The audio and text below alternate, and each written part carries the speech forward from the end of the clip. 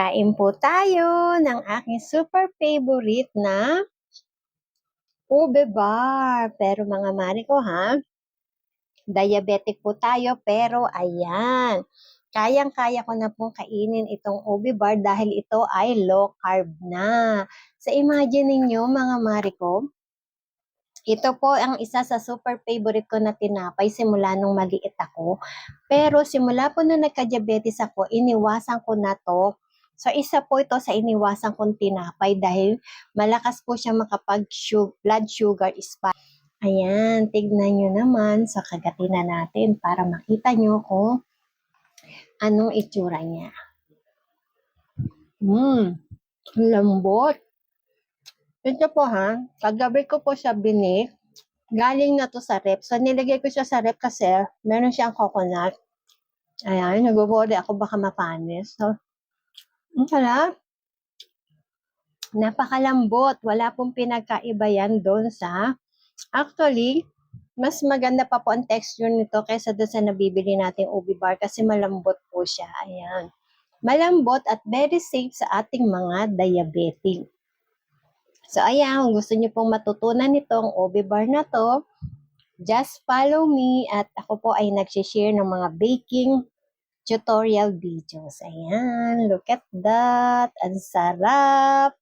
Ayan, mga ka-sweets. Ayan, ayan po ang aking merienda for today, ube bar. Yum, yum, yum, yum.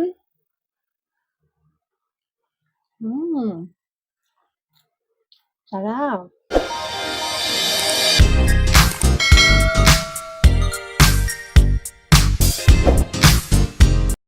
The complete list of ingredients is in the end of this video, so keep on watching until the end. Let's start baking! Umpisahan po natin sa paghalo-halo ng mga dry ingredients. 1 cup sifted coconut flour. 2 kutsaritang baking powder. 2 kutsaritang santan gum. Ito ang magpapaalsa ng ating tinapay. 2 kutsarang monk fruit erythritol o kahit anong low-carb sweetener na granulated. Kalahating kutsaritang Himalayan o kahit anong asin. Haluing mabuti.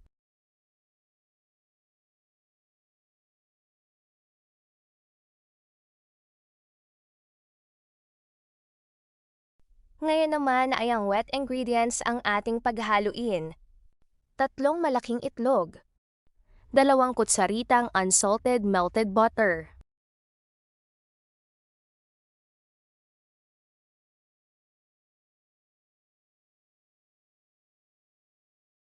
Haluing mabuti.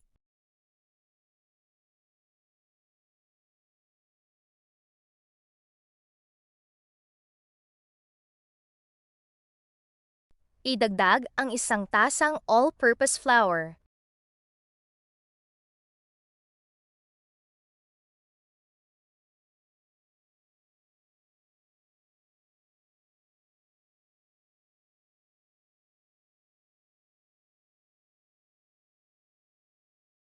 At haluing mabuti. Pagkatapos haluing mabuti ang wet ingredients, ay ihalo na ang dry ingredients dito.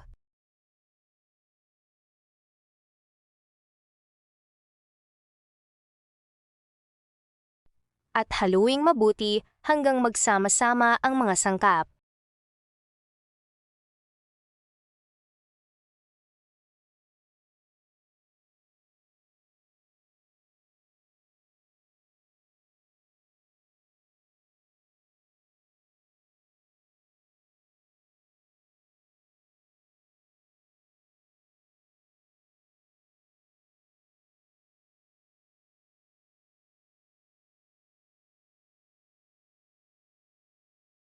Haluin pa hanggang maging makinis ang texture nito. I-preheat ang oven ng 100 degrees Celsius for 15 minutes. Ihanda na ang square baking pan na may nakapatong na baking paper. Pahira ng mantika ang baking pan bago patungan ng baking paper.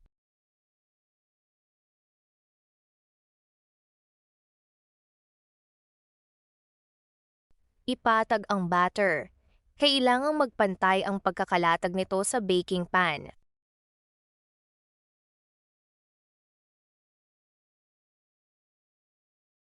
Okay na yan. Maari nang isalang sa oven para lutuin sa 170 degrees Celsius for 30 minutes. Habang nakasalang ang tinapay sa oven, ay atin namang lutuin ang ube syrup. Ilagay na ang 1 tasang all-purpose cream sa non-stick pan. Maari ring gumamit ng kahit anong cooking pan.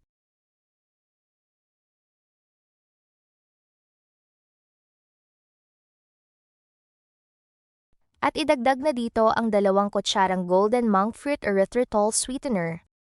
Maaari niyong dagdagan ang sweetener kung nais niyong mas matamis ang syrup. Ang timpla nito ay tamang-tama lang kung ayaw niyo ng matamis. Lutuin ito sa mahinang apoy sa loob ng 2 minuto o hanggang sa maging malapot ng kaunti. Hayan, medyo malapot na, kaya maaari nang idagdag ang 1 kutsarang ube flavor.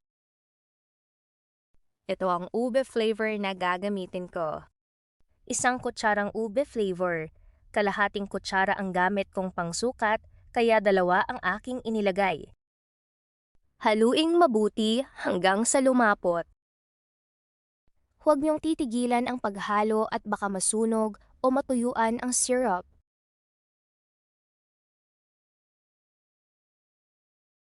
Hayan, pwede na yan.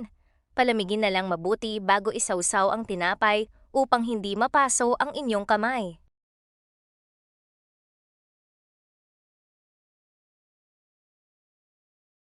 Heto na ang lutong tinapay. Palamigin muna bago hiwain. Itaob ang tinapay sa cooling rack upang mapalamig.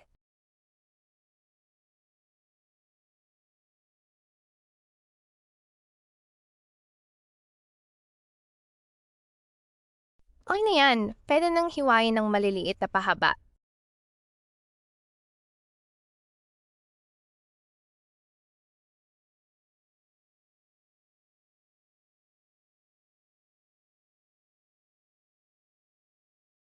Tantiyahin ang paghihiwa ng tinapay upang magpantay-pantay ang sukat nito. Gumamit ng mahabang kutsilyo upang maging madali ang paghiwa nito. Pwede niyong gayahin ang paraan ko ng paghati ng tinapay o bahala kayo kung may mas magaling kayo na paraan ng paghahati ng pantay.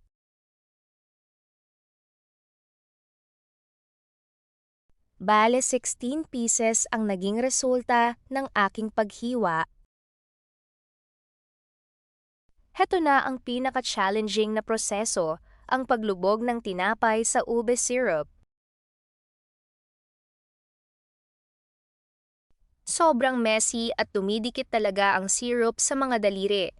Ngunit pagtiyagaan lamang upang maging maganda ang kalalabasan ng ube bar.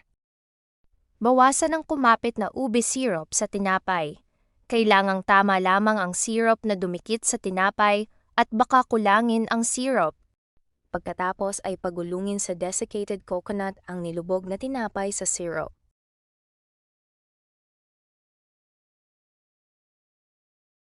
Kailangang kumapit na mabuti ang niyog sa tinapay.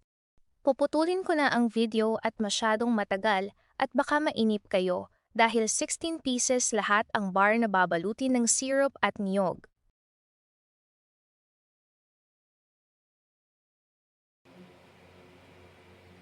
Diaraan, heto na ang finished product. Napakaganda ng pagkakabalot sa syrup at niyog.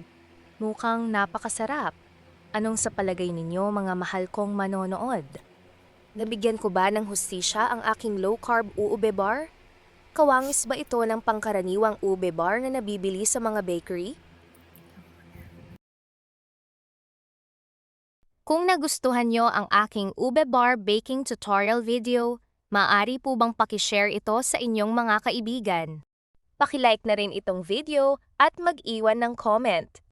Huwag ding kalimutang mag-subscribe sa aking channel at i-click ang notification bell para lagi kayong updated sa aking bagong uploaded video. Here are the complete list of ingredients.